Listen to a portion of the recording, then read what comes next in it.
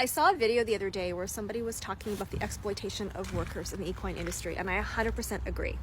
I think that what we are requiring out of people who are looking after our horses and what we're expecting to pay them is a huge mismatch, and it's actually abusive.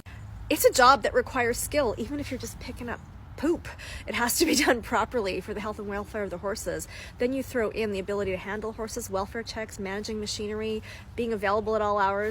It's a skilled job, and you get what you pay for, and you also pay for what you get.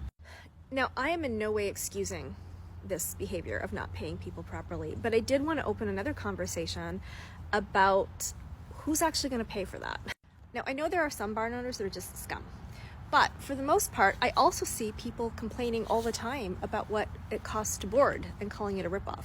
As soon as it gets over $500 or $600, people start to get really edgy, saying, well, it shouldn't cost that much. So let's start with the labor.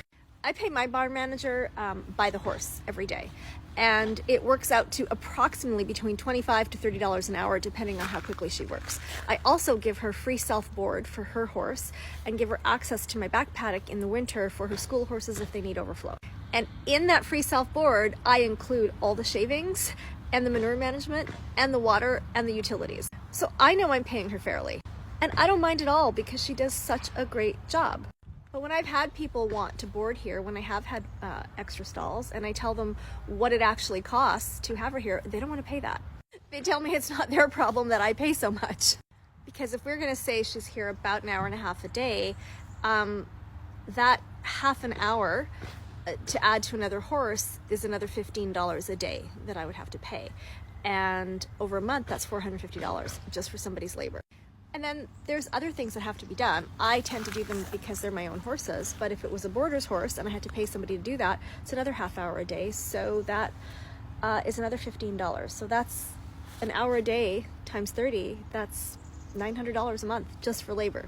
Then you add in the cost of food, you add in the cost of shavings, you add in the cost of keeping the paddocks mud-free. We spend about $1,000 a year per paddock, plus our labor. And no, I wouldn't have to do that anyway if I didn't have a horse in it, because it wouldn't need to be brought up to the same standard, and it wouldn't be as disgusting with poop if there was no horse in it. So it's not my expense because it's the property. It's the horse causing it. There's operating the tractor. Did I say managing manure? Utilities. We're already at $1,200, and we still haven't even covered the cost of actually having the stall. You know, rent for your board.